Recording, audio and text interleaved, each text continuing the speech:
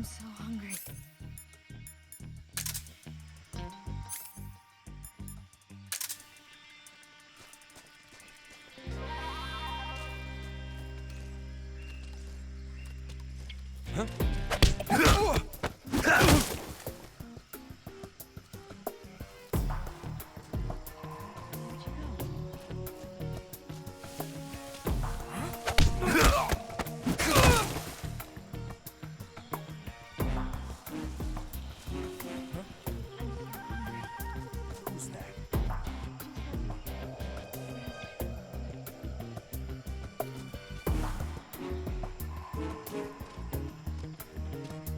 I see him.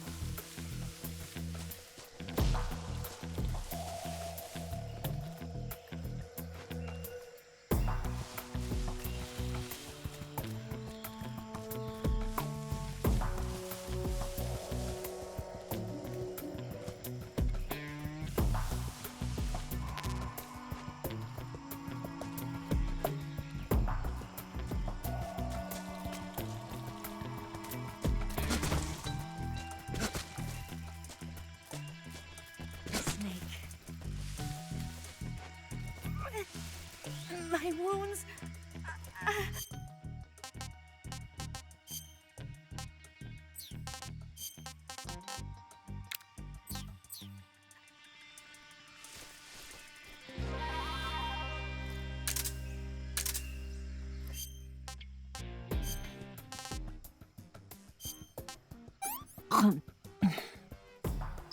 This tastes like crap. I can go now.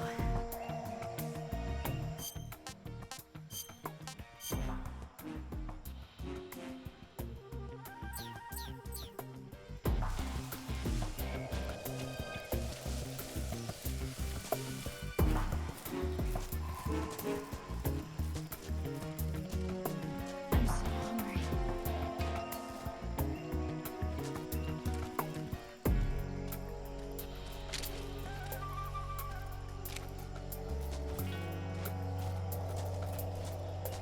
Damn it.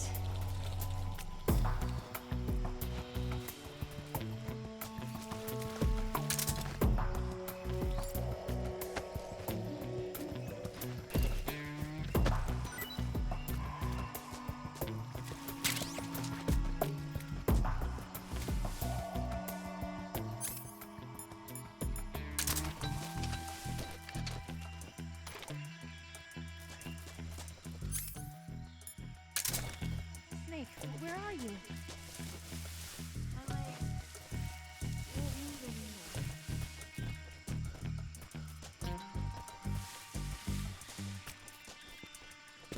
Where'd you go?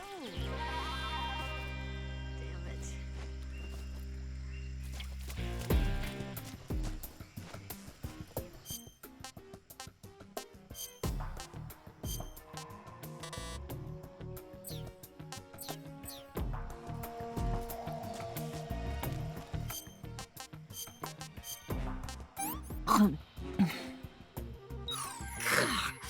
Don't give me this rotten stuff.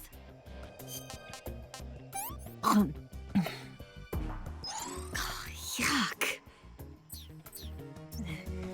I can walk.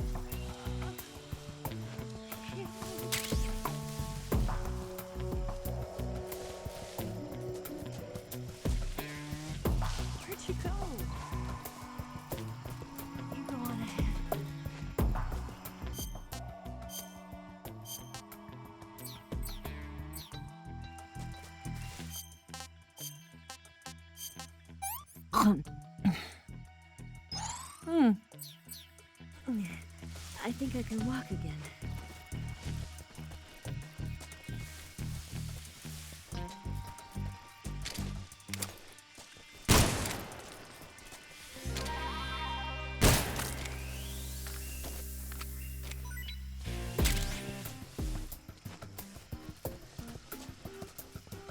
I'm so hungry.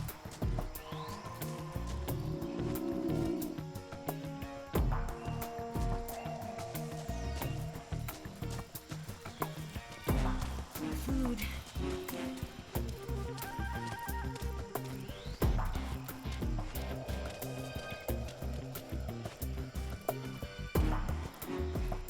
Need to rest.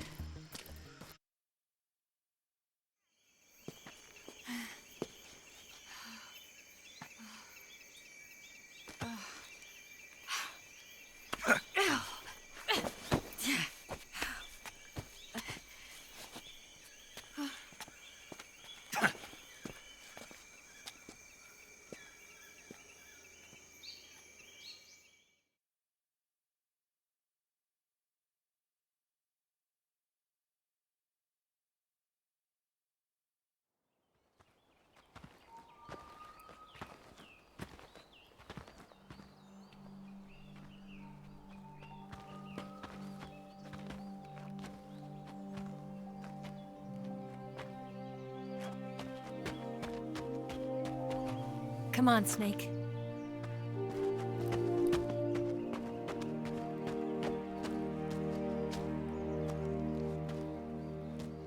We made it. We made it. Over there.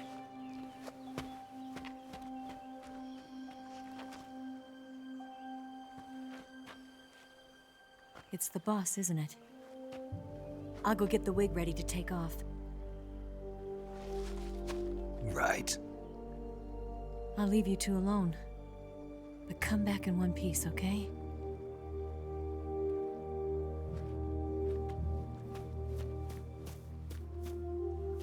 Promise me!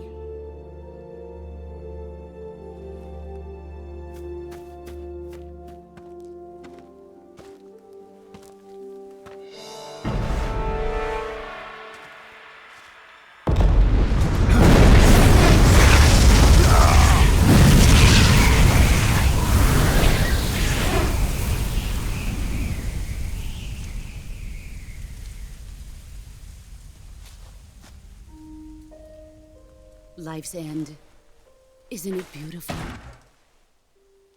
It's almost tragic. When life ends, it gives off a final lingering aroma. Light is but a farewell gift from the darkness to those on their way to die. I've been waiting, Snake, for a long time. Waiting for your birth, your growth, and the finality of today. Boss. Why are you doing this? Why? To make the world one again. The world used to be whole. But with the end of the Second World War, the philosophers began to fight amongst themselves, and the world was torn apart. The Cobras, my comrades who trained and fought alongside me, were torn apart as well. The foibles of politics and the march of time can turn friends into enemies just as easily as the wind changes. Ridiculous, isn't it? Yesterday's ally becomes today's opposition. And this Cold War? Think back. When I was leading the Cobras, America and Russia were fighting together. Now, consider whether America and Russia will still be enemies in the 21st century. Somehow I doubt it. Enemies change along with the times, the flow of the ages, and we soldiers are forced to play along. I didn't raise you and shape you into the man you are today just so we could face each other in battle. A soldier's skills aren't meant to be used to hurt friends. So then what is an enemy? Is there such a thing as an absolute timeless enemy? There is no such thing, and never has been. And the reason is that our enemies are human beings like us. They can only be our enemies in relative terms. The world must be made whole again. The philosophers must be reunited. I will devote my skills to that purpose. And with the Colonel's money, I will achieve that end. Just as I once created the Cobras. They are my family. I may no longer be able to bear children, but I still have a family. It was November 1st, 1951. I was in the Nevada desert participating in atomic testing. The name Nevada is derived from Spanish, covered in snow, white as snow. And snow is exactly what I saw in that Nevada desert. It froze my blood white. Snake, you were an atomic test subject, weren't you? On Bikini Atoll. That's part of the reason I was drawn to you. You and I are alike. We're both slowly being eaten away by the karma of others. We'll never have the chance to die peacefully of old age. We have no tomorrow. But we can still have hope for the future. In 1960, I saw a vision of the ideal future from space. 3 years earlier, the Soviet Union had succeeded in launching Sputnik, the first man-made satellite in history, into orbit. This came as a huge shock to the United States. In response, America threw everything it had into its own manned spaceflight project, the Mercury program. Even as the Soviets seemed poised to send their first man into space, America was still experimenting with chimpanzees and rockets. The government wanted human data. So they secretly decided to send a human being into space. I was the one they chose.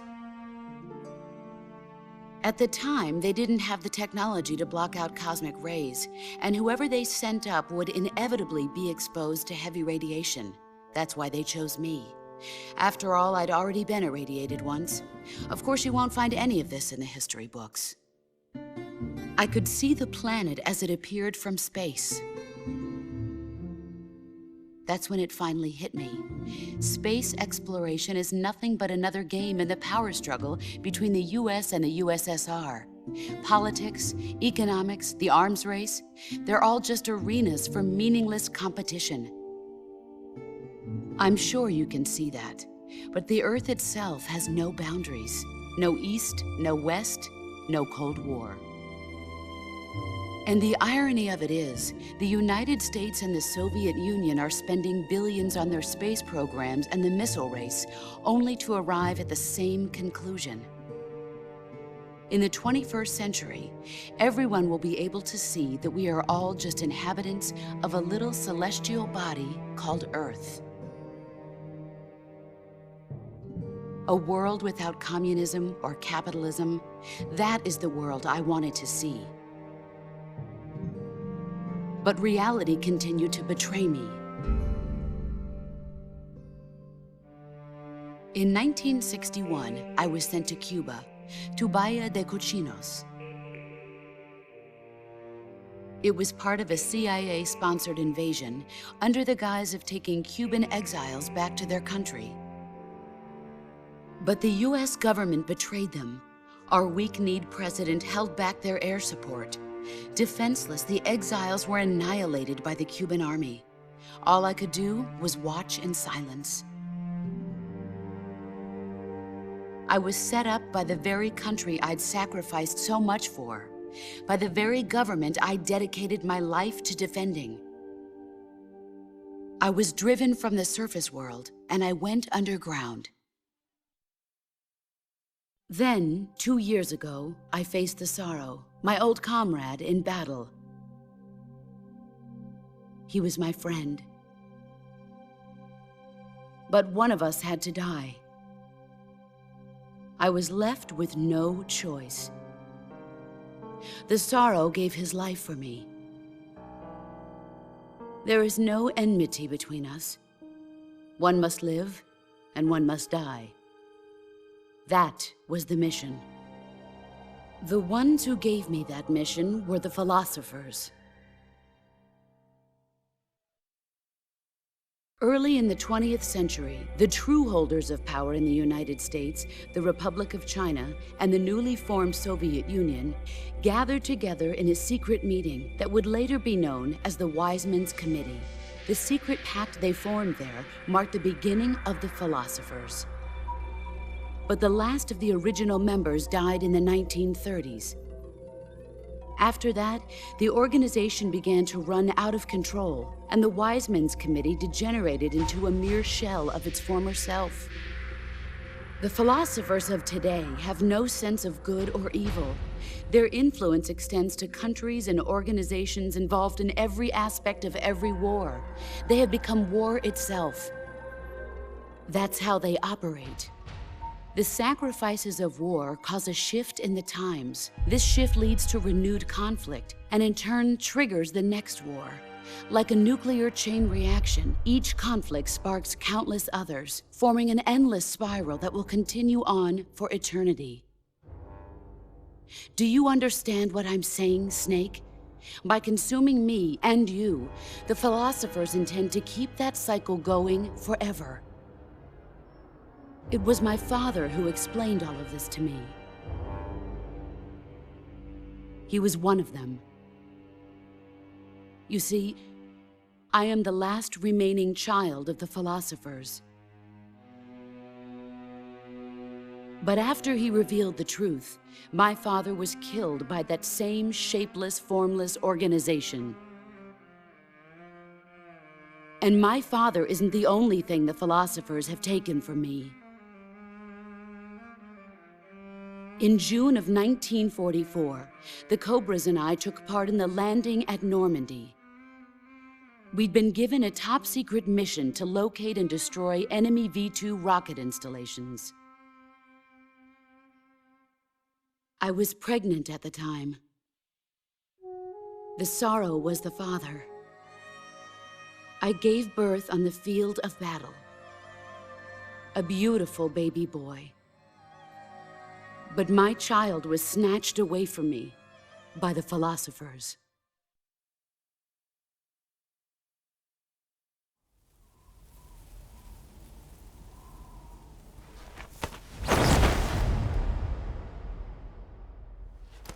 Look at this scar.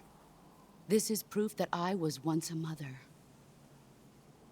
I gave up my body and my child for my country.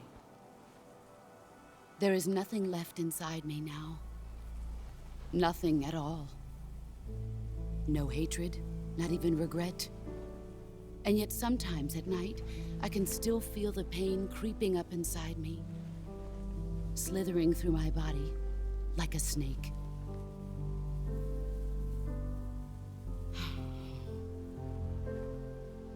I've never talked this much about myself before. Thanks. Thanks for listening to me.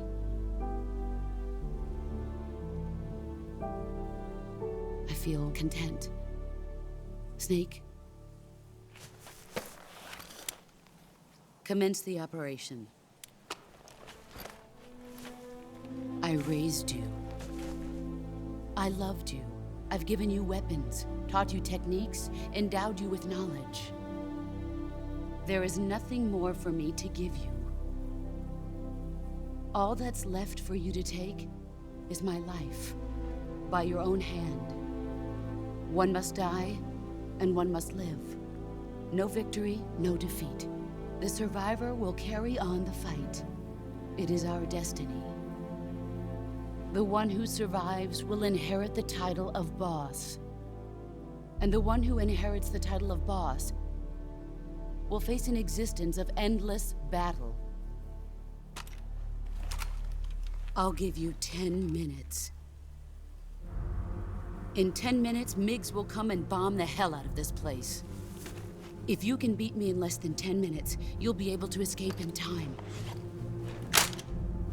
Let's make this the greatest 10 minutes of our lives, Jack. Boss. You're a soldier. Finish your mission. Prove your loyalty. Face me. I come.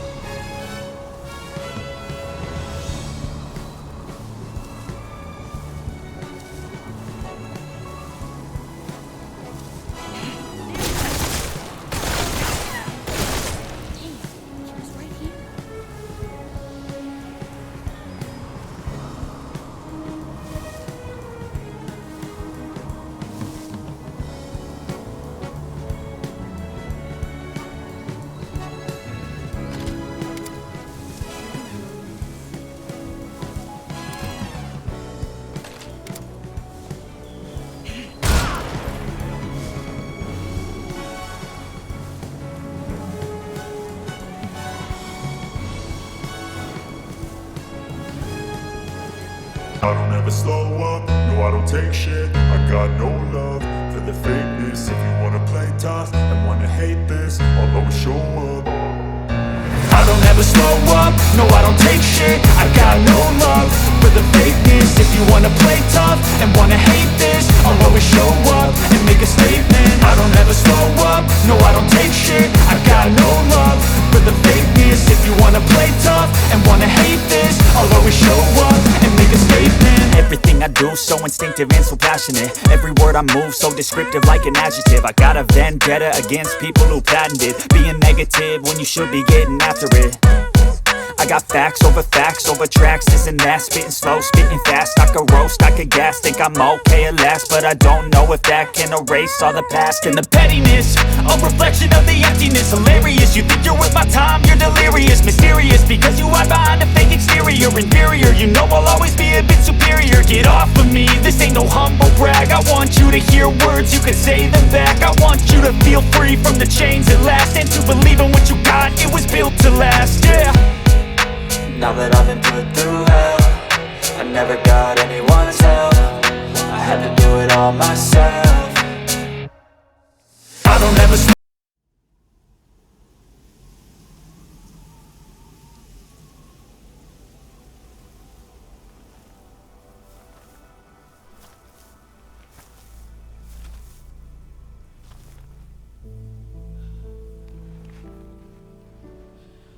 Take this.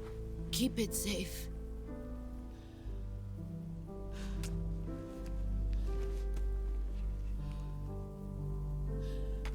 It's our only hope.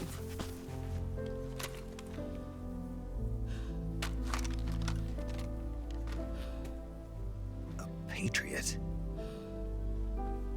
Why are you giving me this? Jack. Or should I say, Snake? You're a wonderful man. Kill me. Kill me now. Do it.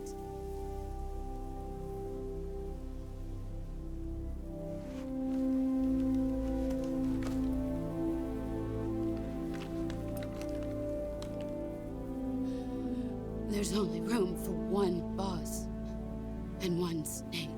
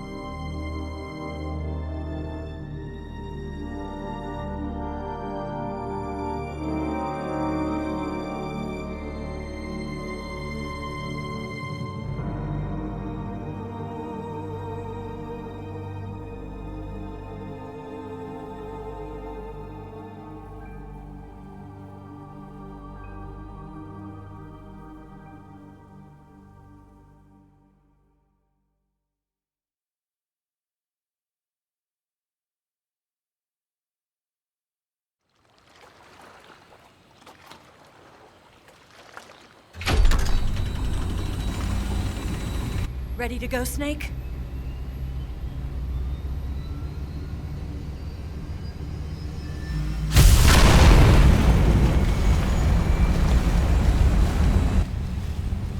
Are you okay?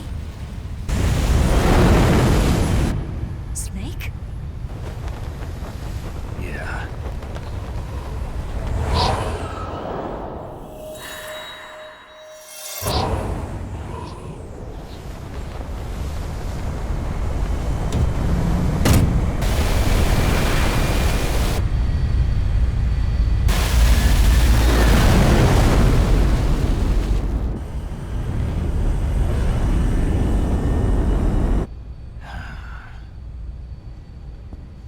I told you you could trust me.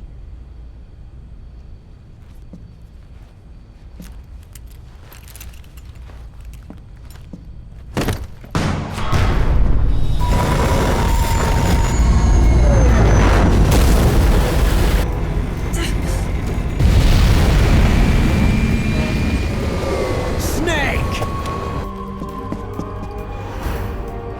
Ocelot! We're not done yet!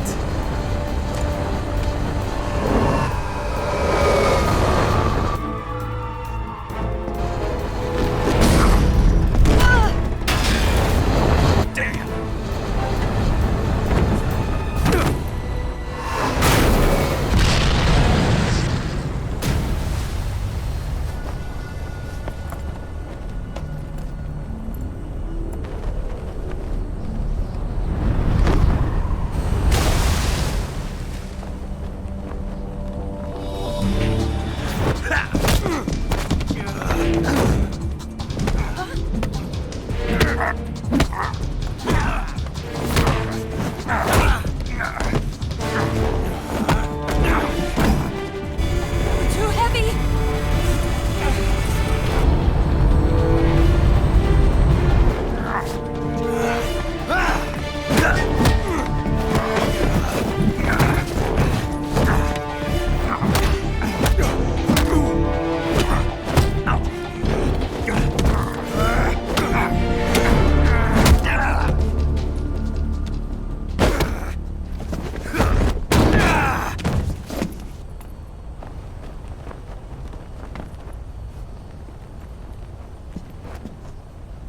Snake, try to remember some of the basics of CQC.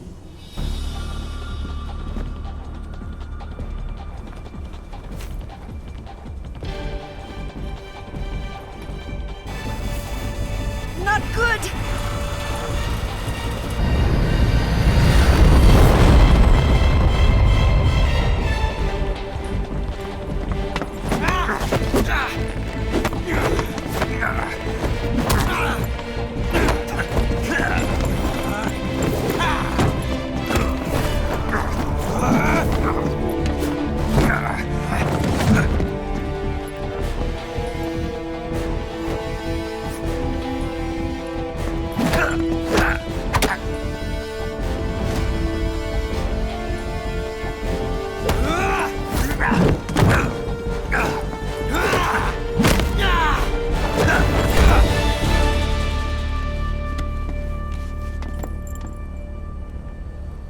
I picked up a few new moves.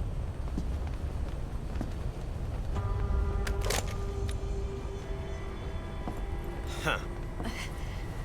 It doesn't feel right to shoot an unarmed man. But I'll get over it. Eva!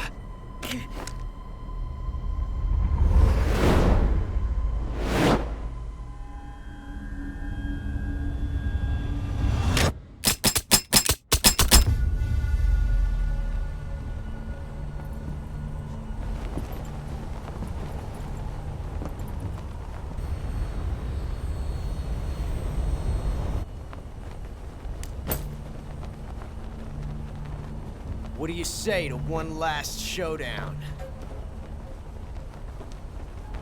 Yeah, all right.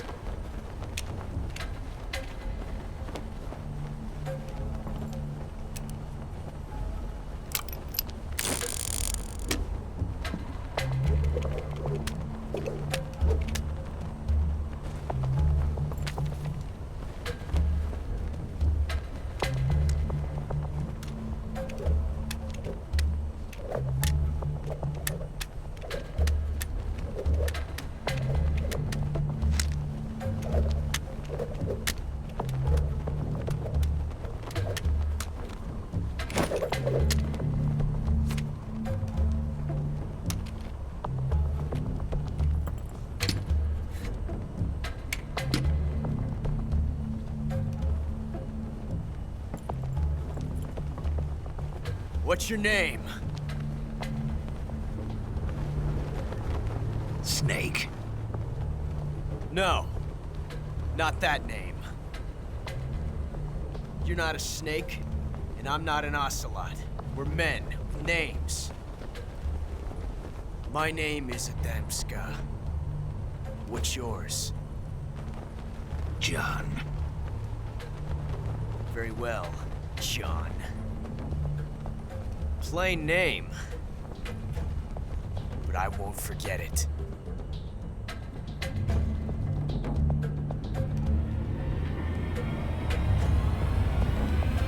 Come on!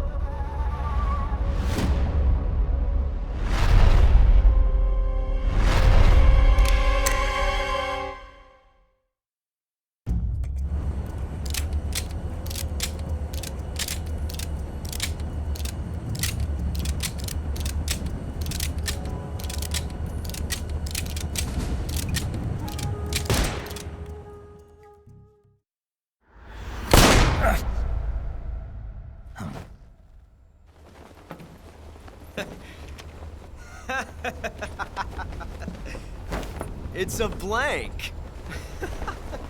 Oh, that was fun.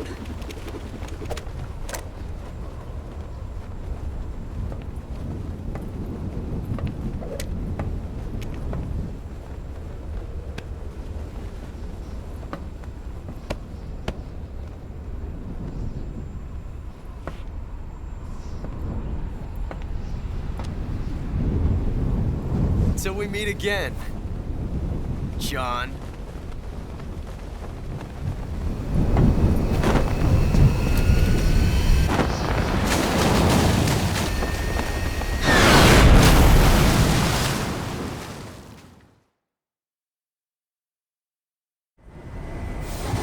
Snake! Give me a hand!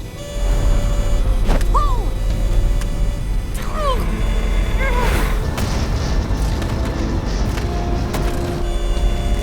Come on, pull up!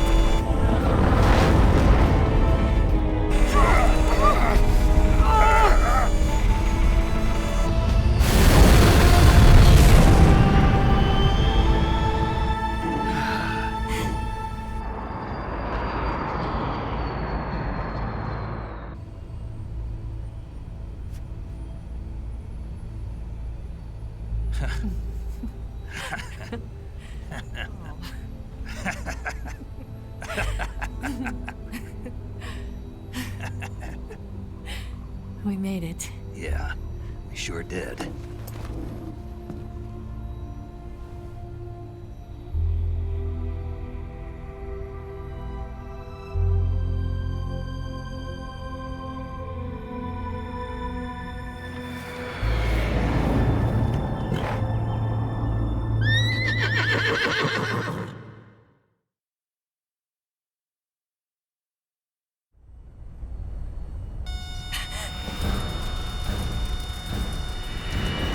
Oh no, Migs!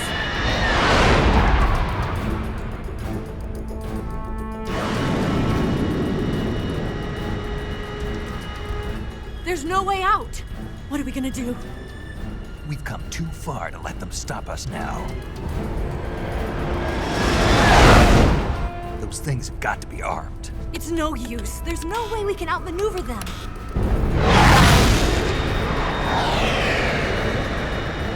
They're gonna shoot us down. We were so close. Weapon systems on. Locked on target. I got tow. great, Eva. Huh? Thanks.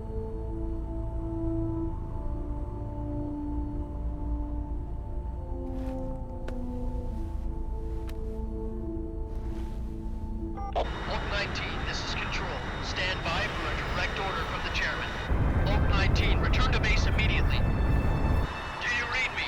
This is a direct order from Comrade Khrushchev. Return to base immediately. Oak 19, do you copy? Understood. Aborting mission. RTB.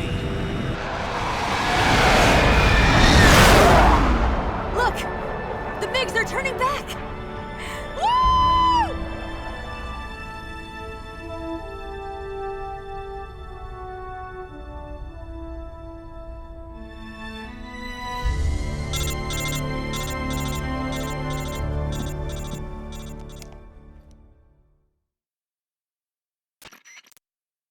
Well done, Snake. The MiGs disengaged. Most likely under orders from Khrushchev. Is this his way of helping us? Who knows? Maybe he didn't want things to get messier than they already are. Or maybe he just wanted us to owe him one. The important thing is, you made it out alive. As long as Khrushchev is with us, I don't think they'll be coming after you. It should be smooth sailing all the way to Alaska. I'm sending someone out to Galena Base to meet you. To meet me? The DCI and the President himself are waiting at Langley. Don't keep them waiting.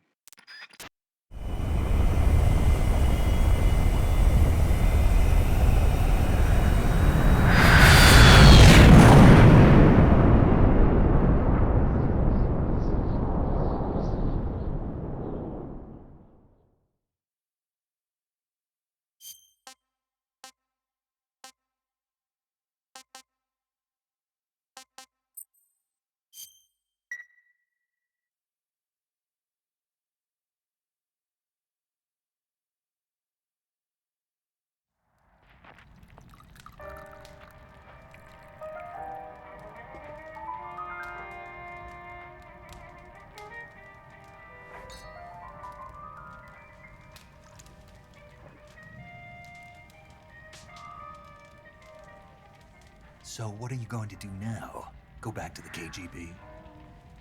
What do you want me to do? Did you ever think about coming back to America? I can't go back. I've left America behind me. But you saved this country. I didn't do it alone.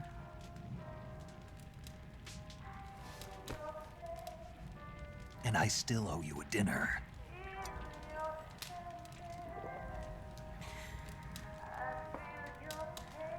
Is that part of your mission too? Or is it an order? Or is it an invitation?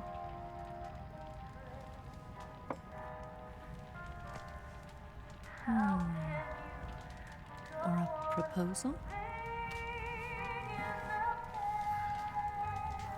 I don't take orders from anyone now.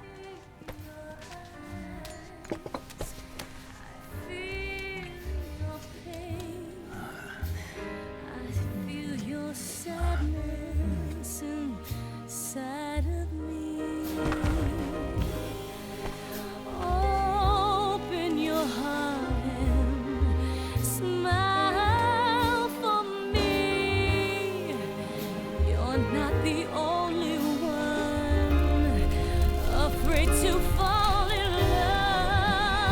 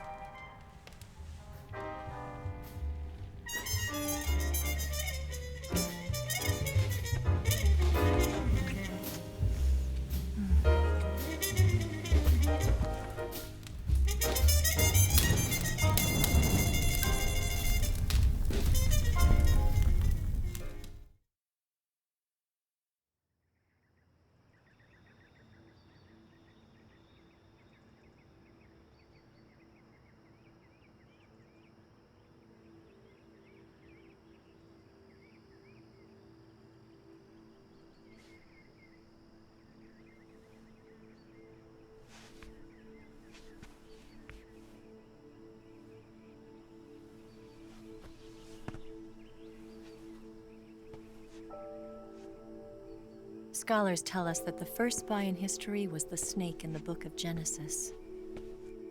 In that story, it was Eve who was tempted by the snake in the Garden of Eden. But this time around, it was I who tempted the snake and got away with the forbidden fruit of knowledge. Forgive me, Snake.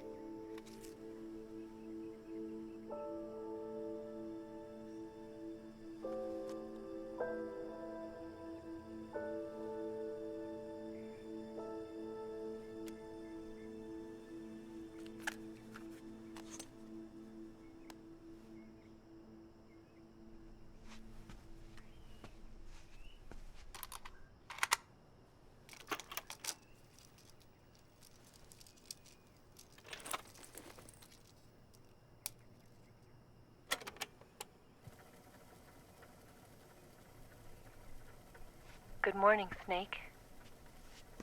I hope you slept well. First of all, I have to apologize. I wasn't sent by Khrushchev. I'm not a KGB spy, and I never worked for the NSA. I'm an agent of the People's Republic of China for the General HQ 2nd Department of the People's Liberation Army. It was all a lie. I tricked you. And I'm sorry.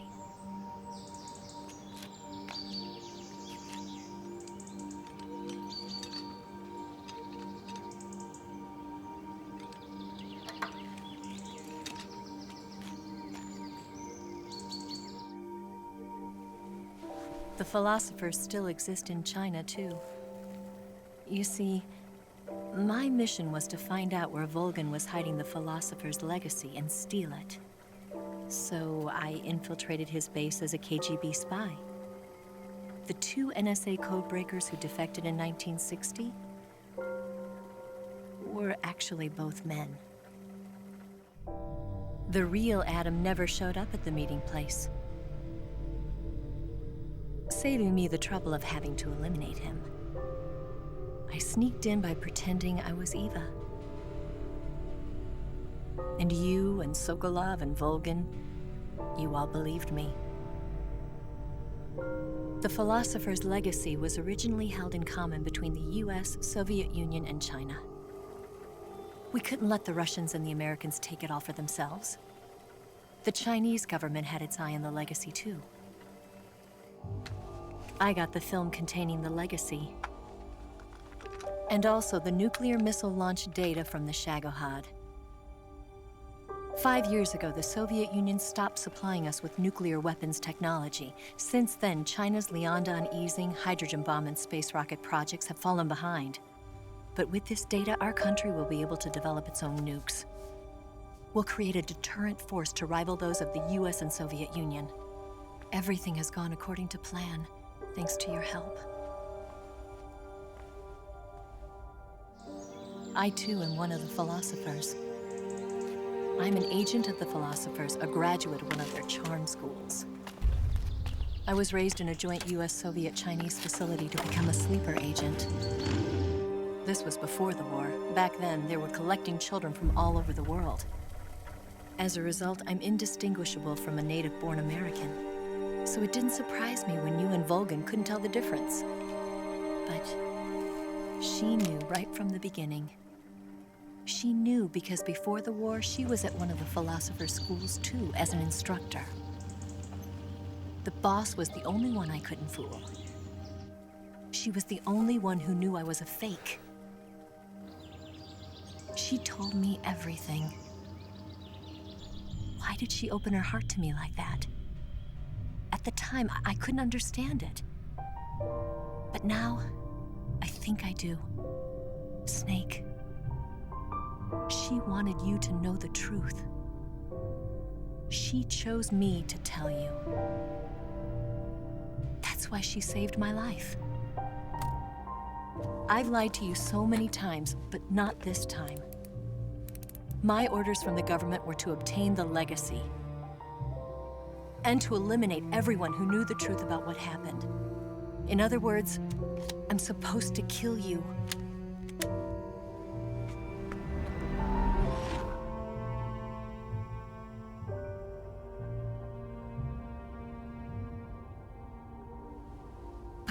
do it. Not because we loved each other. And not because you saved my life. But because I made a promise to the boss. And I intend to keep it. I just wanted you to know. And you have to live.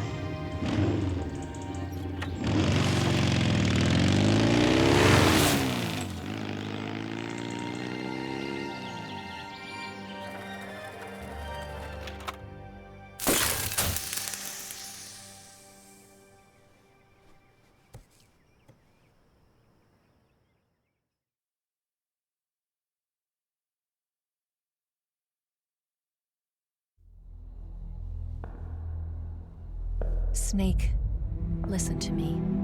She didn't betray the United States. No. Far from it. She was a hero who died for her country. She carried out her mission knowing full well what was going to happen. Self-sacrifice. Because that was her duty.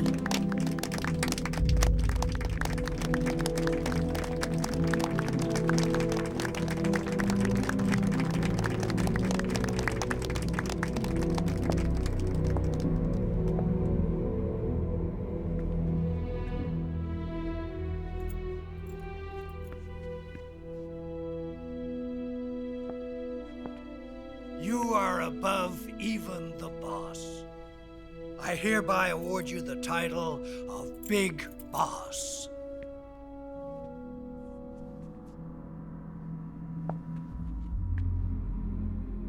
You are a true patriot.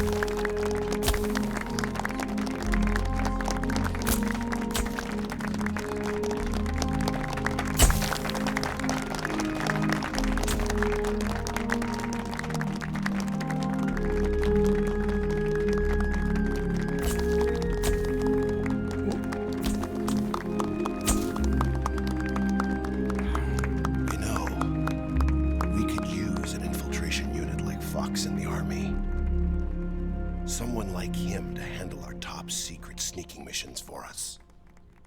A man who combines the qualities of a soldier and an agent. The boss's defection was a ruse set up by the US government. It was all a big drama staged by Washington so they could get their hands on the philosopher's legacy. And the boss was the star of the show. They planned it so that they could get the legacy that Colonel Volgin inherited and destroy the Shagohod at the same time. Only a legendary hero like the boss could have earned Volgin's trust. Finding out where the philosopher's legacy was hidden was to be her greatest mission. Everything was going according to plan. But then something happened that no one could have predicted. Colonel Volgin fired an American-made nuclear warhead at Sokolov's research facility. Khrushchev demanded that the US government provide proof that it wasn't involved. They couldn't just abort the operation to steal the legacy. So the operation itself was greatly expanded and revised. The authorities in Washington knew that in order to prove its innocence, they'd have to get rid of the boss, and that one of their own would have to do the job. The public couldn't be allowed to find out about it. Not ever. This, they concluded, would be the best way to keep the whole thing under wraps. The boss wouldn't be allowed to come back home alive, and she wouldn't be allowed to kill herself. Her life would be ended by her most beloved disciple. That was the way the government wanted it. That was the mission she was given, and she had no choice but to carry it out. Her death at your hands was a duty she had to fulfill. Out of duty, she turned her back on her own comrades. A lesser woman would have been crushed by such a burden. The taint of disgrace will follow her to her grave. Future generations will revile her. In America as a despicable traitor with no sense of honor. And in Russia as a monster who unleashed a nuclear catastrophe. She will go down in official history as a war criminal. And no one will ever understand her. That was her final mission. And like a true soldier, she saw it through to the end. But I think she wanted you, of all people, to know the truth. She wanted to live on in your memory. Not as a soldier, but as a woman. But she was forbidden to tell you herself. And that's why she told me. Snake, history will never know what she did. No one will ever learn the truth. Her story, her debriefing, will endure only in your heart.